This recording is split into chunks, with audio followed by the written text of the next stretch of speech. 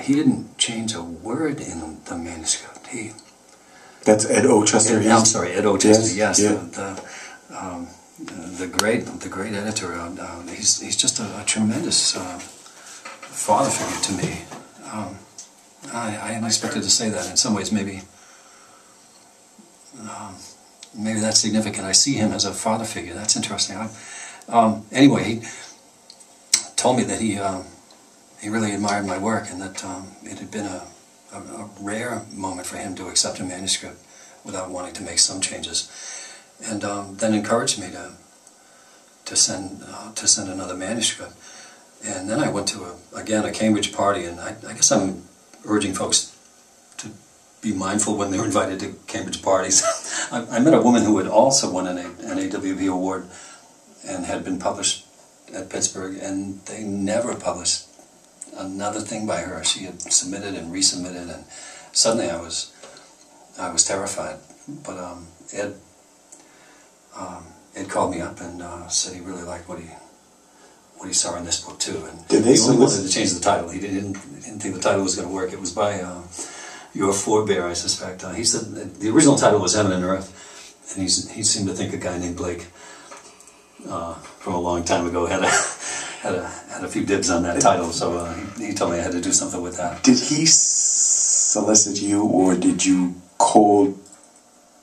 say, and I got another manuscript? A little of both. He told me after the AWP, he gave me a memorable introduction at the reading the year the book came out, and he told me that he absolutely wanted me to submit another manuscript, but there was a long stretch in between where I actually, it was embarrassing to admit, I lost faith.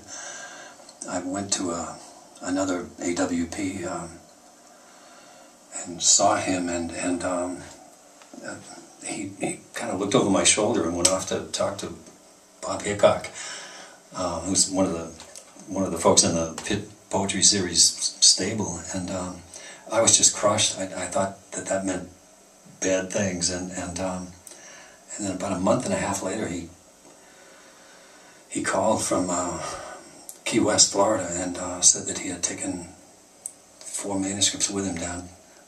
The last 4 that he thought he wanted to look at, and he said I was the one he wanted to publish. So I think it's a little of both. He encouraged me. He made me believe that was a place where I might be able to call home. And then he scared the hell out of me, and then he made that call. So I think he solicited it, and then I think he absolutely stone cold selected the manuscript that seemed the best to him. Yeah, I really admire him. He's a great literary lion to me. He's a poet himself. He's good. He does a lot to promote poetry. He's a teacher. Sure. Yeah. Sure. Do you have an example from this a poem from this? Yes, I do. New manuscript. I'm going to run a poem that kind of, again, I'm thinking about Worcester poems, I guess. There's a professor of history up at Assumption, and again, kudos to Dave Thorian for inviting me to teach there. There's a professor of history up there who's just retired a month or so ago. His name is Jed Waters, and he used to command riverboats during the Vietnam War, and saw some things there that he's been working on for a long time. Ended up coming back and teaching peace studies courses at Assumption College to wide-eyed kids. He'd come in and do presentations about the multi-billion-dollar submarine fleet that we have that we aren't really aware of at all in terms of its size and its arsenal and its potential for destruction now, and the sheer number of them that are floating under the water at any given moment. I was in Portugal with my family a few years ago, and standing at the westernmost tip of the Portuguese coastline, as it was the entrance to the Mediterranean, and the guide was telling us that every single day 10 submarines float past that point. And he didn't say that they were all United States submarines necessarily, but he was saying that's the reality of what's going on under the surface. Well, this professor at Assumption taught what I took to be one of the most remarkable classes I had ever heard anyone teach. He taught a room full of kids about the military-industrial complex and where our tax dollars were going, and what was involved in a submarine fleet. And at the end of the class, I went up to shake his hand.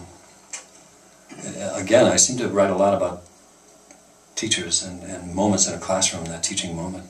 I went up to shake his hand and to tell him that I thought that was a truly remarkable lesson.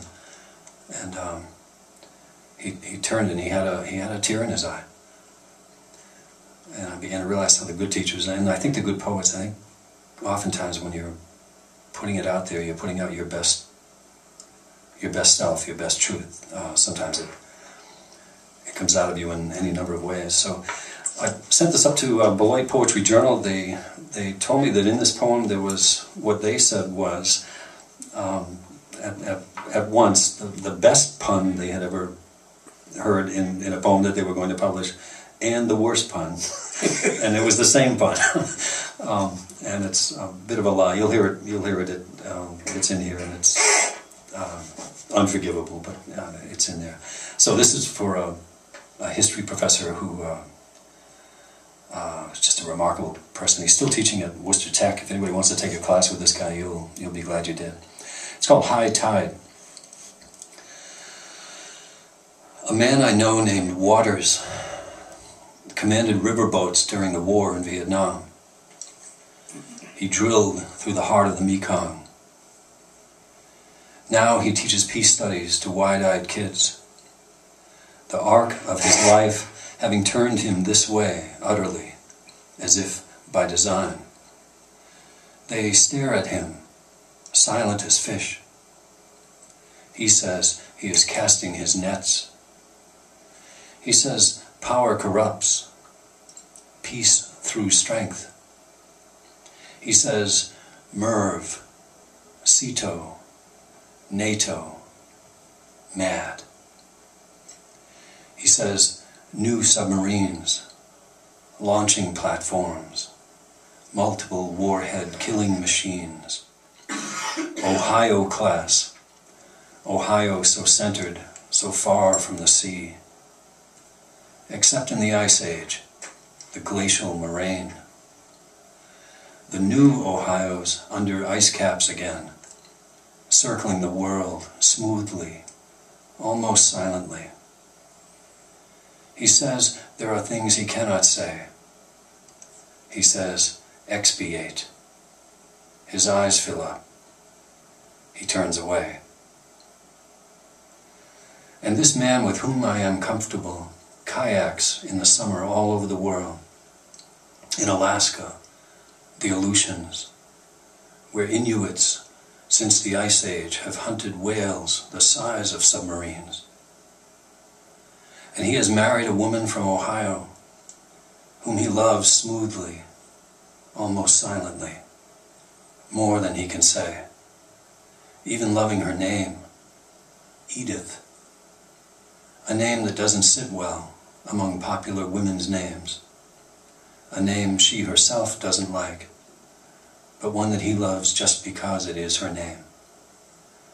I tell him he is the only man I know who can have his kayak and Edith too.